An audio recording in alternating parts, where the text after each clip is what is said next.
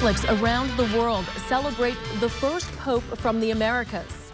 When I learned that Cardinal Jorge Mario Bergoglio was elected, it was a very, very special feeling. What this day means for Latin Americans in New Orleans. The St. Tammany Parish coroner, who's under federal investigation, says his office has no written vacation or sick leave policy. We'll find out why that may not be accurate in our Body of Evidence series. The upper level flow is going west to east, and that means we get to keep some nice weather around here. I'll let you know if it makes it into the weekend coming up. But I'm here this morning asking for your help. And how a father's determination to find his son's killer carries on even after he dies. Fox 8 News at 10 starts right now. From Louisiana's home team, this is Fox 8 News at 10 p.m. Good evening, I'm Kim Holden. And I'm John Snell. The Roman Catholic Church has a new leader tonight, unlike any of his predecessors. Cheers filled St. Peter's Square in the Vatican as the world found out Cardinal Jorge Bergoglio is now Pope Francis. He's the first Jesuit pope, the first pope from Argentina, and the first one to take the name Francis. The new pope is known as a humble man who has rejected the luxuries of office, rode the bus to work, and cooked his own meals. Pope Francis looked stunned as he faced the cheering crowd this afternoon. Before the bishop blesses you, I ask that you pray to the Lord so that he blesses me, so that the prayer of the people will bring down the blessing of God. The 76-year-old was chosen on just the 5th ballot to replace the first pontiff to resign in 600 years. On his first day, Pope Francis is already touching the lives of Catholics in New Orleans. And some say they feel a deep connection with the new pope, as Jessica Holly shows us. As thousands waited for the news in Vatican City, Dr. Nicholas Bazan was watching every development from New Orleans. In the back of my heart was perhaps somebody from Argentina or Latin America will be elected. When I learned that Cardinal Jorge Mario Bergoglio was elected, it was a very, very special feeling. Dr. Bazan was born in Argentina. He and his family moved here 32 years ago. And the growth of Latin America. The growth of Latin America is exponential in population. I think this message is going to agglutinate and create a hope and wishes in the young people to become Catholics and stronger Catholics and be closer to the Catholic faith. I think it's delightful to have a Jesuit pope. Assistant Professor Daniela Jupin-Jerome is with the Loyola Institute for Ministry. St. Ignatius Loyola founded the Society of Jesus, the Jesuits. Taking that message out and serving people where they are and revealing through their service and interaction the goodness of the gospel. I think those are really neat things the Jesuits are about, and for the first things that come to mind for me. So for this person to be of that charism and to be in this leadership position is exciting to watch. Something else exciting, his diverse background. His father was Italian, he was born in Argentina, and he studied in Germany. And so in that, he's really a bridge builder, which is what the word pontiff means. A bridge builder that's able to connect all corners of the world to the ministry of Christ, to what he's called to serve and live. And she says it's important to note the pontiff's reputation for living a simple life. And some of the facts around that is that he takes the bus to work, and he cooks his own food, and he does not shy away from reaching out and really getting immersed in causes for the poor and for the marginalized. It's very well known that his first devotion is the poor and the needy and the sick. And he's somebody that truly lead by example. And I believe this is going to be very, very meaningful for the Catholic Church. And especially meaningful for Dr. Bazan to see an Argentine-born pope. What I felt in my mind and my heart were combining something that goes beyond all of that, which is my faith.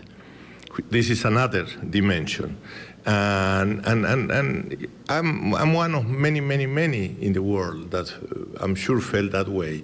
But it was a very special moment in my life today when I find out that Jorge Mario Bergoglio is our new Holy Father. And Pope Francis is 76 years old, but Assistant Professor Jupin Jerome says energy is more important than age, and she feels confident the Cardinals selected a pope who does have the energy to do what he's called to do. John? All right, Jessica, Catholics in New Orleans gathered tonight at St. Louis Cathedral to pray and celebrate the new pope. We thank you for Francis, our pope. Archbishop Gregory Aymon very happy about the Cardinals' decision. He expects Pope Francis to bring transparency and renewal to the church at a time when it needs that most. He is a great teacher and a great preacher, certainly a holy man. And I think he will be able to bring about some transparency as well as some new governance to the Curia, to the departments in Rome. He's well respected, but has never really served in Rome. So in some extent, he's an outsider to the departments of Rome. Yet I think he'll be able to bring a reconciliation. Prior popes maybe haven't been as progressive as we would have liked. So hopefully they'll address issues that are really critical in this, I'll say, the new world, the new age. At tonight's Mass, Archbishop Aymon asked Catholics to pray for the new pope, but also commit their loyalty to the new leader of the Catholic Church. Other news tonight, the St. Tammany Parish coroner told the parish president this week his office has no written policy on how employees are able to accrue and cash out sick and vacation leave. But Lee Zurich's been digging through records and found out that may not be accurate. The St. Tammany Parish president wants specific records. It is not at all what we requested. But the coroner won't turn them over. They did not give us a policy. Pat Brister wants a copy of the coroner's vacation and sick leave policy. We've been asking for it too, for a month. According to the coroner's annual audit written by a CPA, the coroner's office does have a policy that doesn't allow employees to cash out unused vacation or sick leave until they terminate employment. Still, Dr. Peter Galvin has cashed out $177,000 of unused time. He's obviously still an employee. When we asked for the policy for sick and vacation time, the coroner's office wrote there is no formal written policy, but they did give us a handwritten copy of the sick and vacation leave formula. You kidding me? Okay. That is the official document that they base? That is it. That is embarrassing. But we sent another records request last week and received this, a personnel policy from 2000. Galvin's office told us it was a former employee handbook that is being rewritten. In it, it says an employee may be paid for unused sick or vacation time when their employment is terminated. When we asked if any memo or email exists that would instruct employees this policy manual was no longer valid, we got this response. I am unaware of any documents that indicate or instruct employees or any employee that the 2000 employee handbook and/or personnel policy is no longer valid or has changed. In other words, it appears this policy manual has not been changed, and no official document has said this manual is no longer the policy of the office. If true, Galvin may have improperly paid himself $177,000. But there's more. The policy manual says when an employee terminated employment, they can cash out a maximum of 100 unused hours of vacation and 1/3 of their available unused sick leave. So for Galvin, that means if he terminated his employment today, at most he could have cashed out about 700 hours. Instead, Galvin has already cashed out more than 2,000. Looking at this another way, Galvin has paid himself $177,000 in unused vacation and sick time. But according to the policy manual, he could have only paid himself $68,000, and only if he stopped working at the end of 2012. Even if he did, Galvin would have essentially paid himself $108,000 more than the policy manual allowed, a possible violation of his office policy and maybe the law. The parish president still hasn't seen this manual and has repeatedly been told no office policy exists on vacation and sick leave, something this manual, written shortly after Galvin took office, contradicts. Lee Zurich, Fox 8 News. In addition to not having any document that says the 2000 policy manual changed, the office also doesn't have any document that would authorize or allow employees to cash out any unused sick or vacation time before they terminate their employment. The New Orleans Police Monitor finds the NOPD needs to reform its policies on stopping and frisking citizens. Susan Hudson's report concludes the NOPD needs to change the policy and training in order to comply with state and federal law.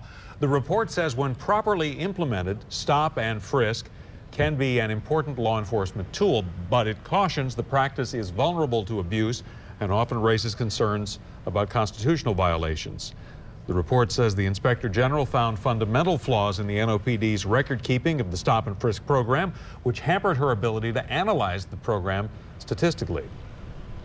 The reward in a nearly 9-year-old murder case in Lakeview doubles to $10,000. The increase came from someone touched deeply by the victim's father, a man who vowed he would never give up searching for whoever killed his son.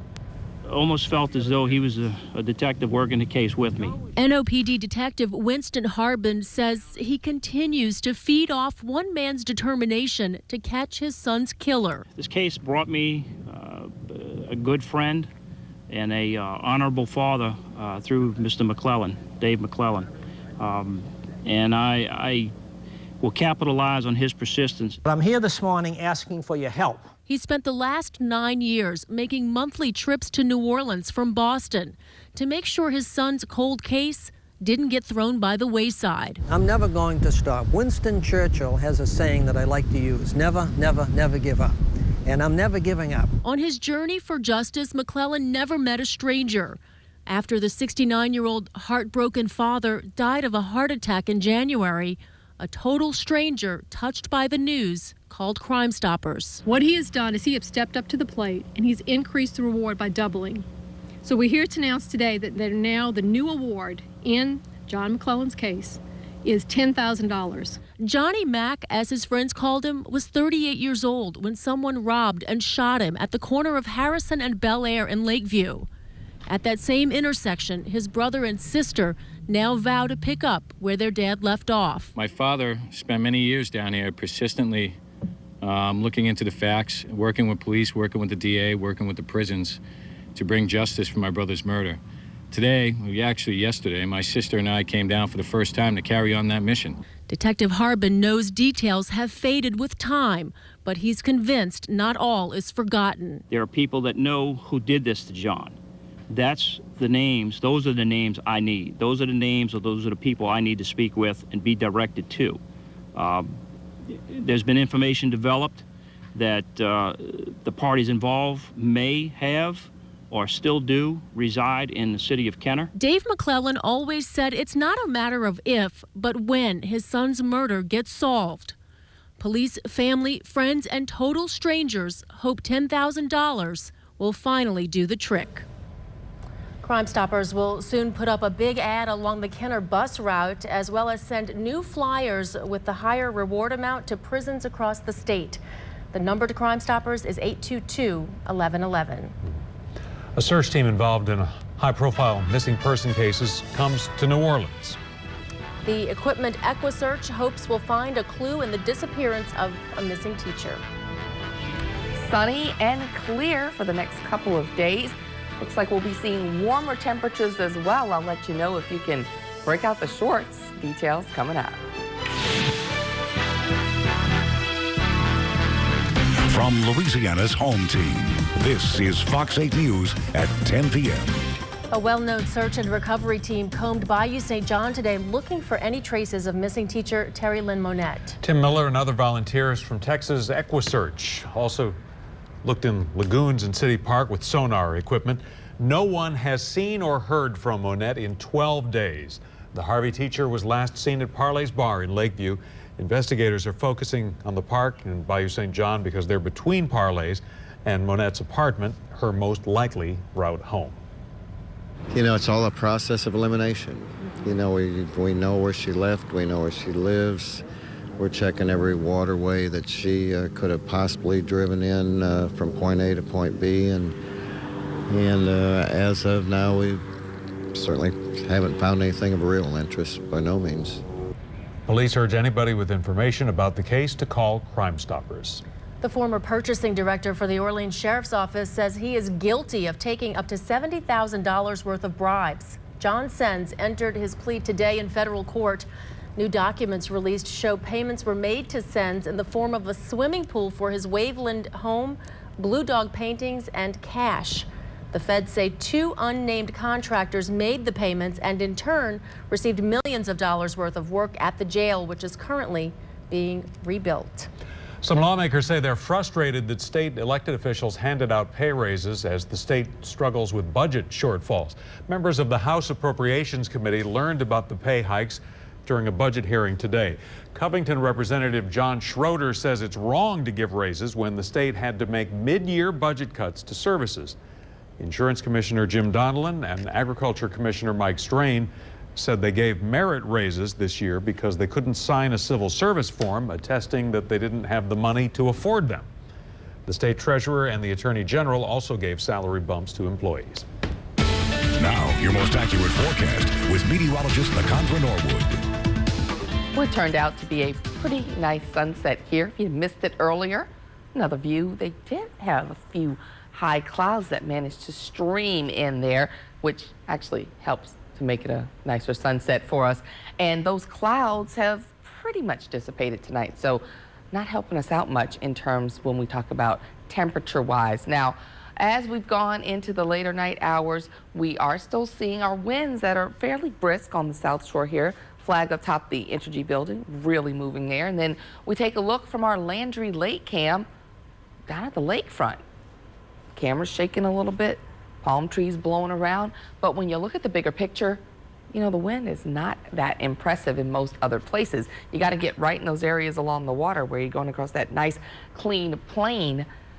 About a 10-mile-per-hour wind. Away from that, everywhere is calm, and that's why we're looking at some cooler temperatures tonight and could maybe even see a little frost kiss the freezing mark in a few spots on the North Shore. You've got those very clear skies in place and very dry air with our dew points in the upper 20s and low 30s in most locations.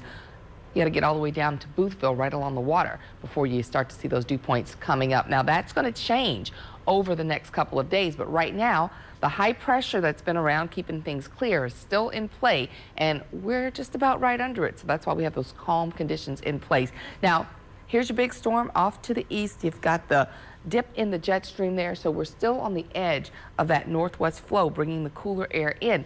Over the next couple of days, what we'll see happening is that this flow is going to become a lot more west to east, and here's what that means for us. As we start to see this trough moving on, sliding away from us, and you're already starting to see a little bit more of this west to east flow here in the upper levels. Good news is we're going to stay mostly dry, very comfortable, not going to see any big changes, but what we are going to see is a gradual increase in our temperatures over the next several days. As you don't get any of those cold plunges back in here, we're just going to see that air moderating each day with the sunshine getting warmer and warmer. And as you look back here, what you'll see is the core of the cold is now well to our east. And where's our weather going to be coming from the next couple of days? Back here to the west, things are much, much warmer. You're looking at a lot of 50s and 60s tonight, and that's what's going to stay settled in for us. So high pressure hanging around through tomorrow. We do start to see by late Thursday and into Friday our winds turning more westerly and then southwesterly, and that's really going to bump temperatures up for us. We don't see another front in here for a while. We got to go all the way through the weekend, which with so much going on, we've got St. Patrick's Day. It's a big parade weekend, marching clubs. It's going to be great for all that going through Saturday and Sunday. Tonight, just going to be a little bit of chilly, but it's going to be the chilliest night we have here with that dew point of 31, lakefront temperatures at 61, but it's already 49 in Slidell. This morning, we were at 37 in Slidell, 44 at the airport. The afternoon did make it up into the upper 60s.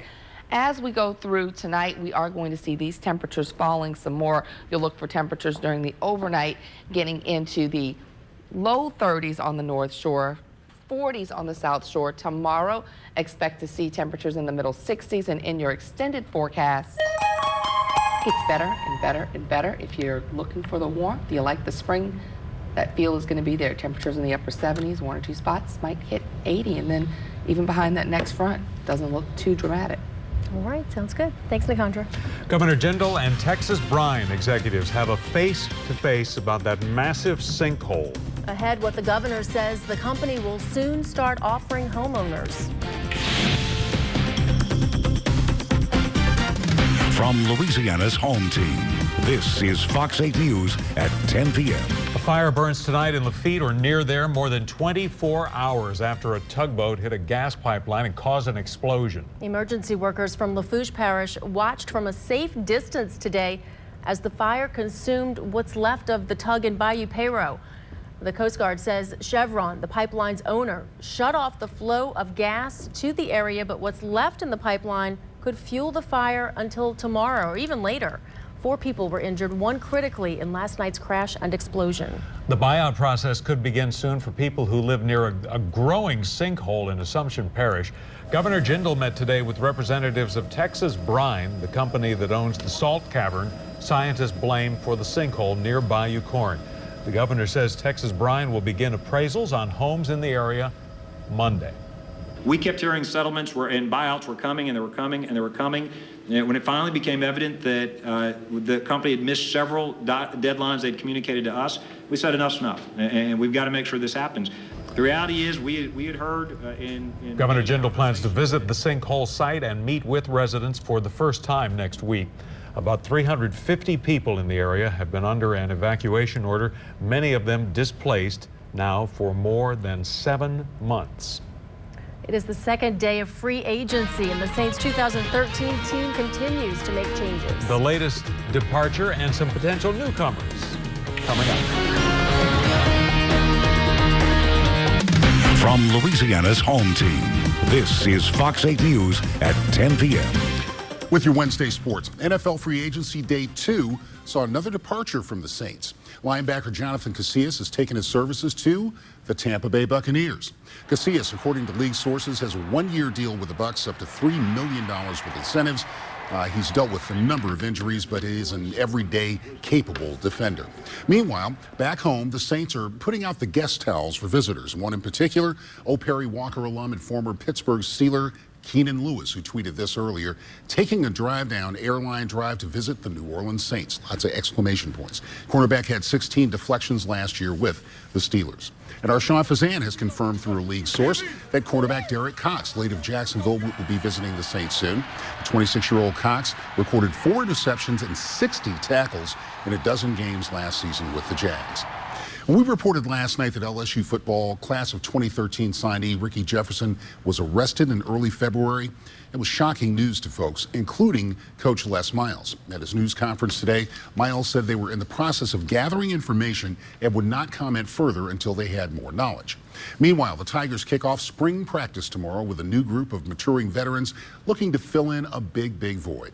Chad Sabity reports from Baton Rouge. After losing 13 juniors to the NFL draft, the LSU football program must replace plenty of talent, but also loads of leadership. When Coach Miles was asked today who would be on the short list of leaders for this year's team, he responded that there's more than a few. It's a very quality group. Lamine Barrow, Anthony Johnson would give you a view of the defensive guys, and Josh Williford, Zach Mettenberger, among others, on the offensive side. So it's an interesting thing. And, you know, what happens in a team room when that senior class, certainly with 13 juniors, leave, there's a void, okay? Some of it's filled from the back end of the room by those 8 newcomers that arrived. But generally speaking, those guys that walk out, what walks out with them is leadership and technique and some of that ability that really has to be, you know, filled in. And so what we do is we vote for that Unity Council. That Unity Council steps to the front of the room. We configured it for the first time yesterday in yesterday's team meeting. Looked pretty strong. Looked like a LSU team room. Spring practice officially gets underway tomorrow afternoon. The Tigers will practice 15 times over the next month and wrap it all up with the annual spring game in Tiger Stadium on Saturday, April 20th. With the Tigers in Baton Rouge, Chad Sabity, Fox 8 Sports. Very good, Chad. Thank you. And college hoops conference USA tournament action, Tulane and Marshall in a very close one. 6 seconds left. Tulane leading. LSU starts SEC tournament play tomorrow at noon against Georgia. Baseball took 10, but Tulane nudges Southeastern, and Mason Katz with his 6th homer of the season. 9-3 Tigers win. They will open Friday SEC play at Mississippi State. Right. Thanks, Fred. New Orleans native Burnell Taylor hopes his performance tonight will keep his winning streak going on American Idol. One thing that makes it all complete. Idol viewers have the chance to vote for Taylor for another half hour. You can find out if the 19-year-old singer makes the cut tomorrow night at 7 o'clock right here on Fox 8. 10,000 Twitter followers. 10,000. 10,000. That's a good sign for him. Pretty amazing. Yeah. Good for him. Yeah. All right, that's the news. Thanks for watching. Good night. We'll see you tomorrow. Our next newscast starts at 5 a.m.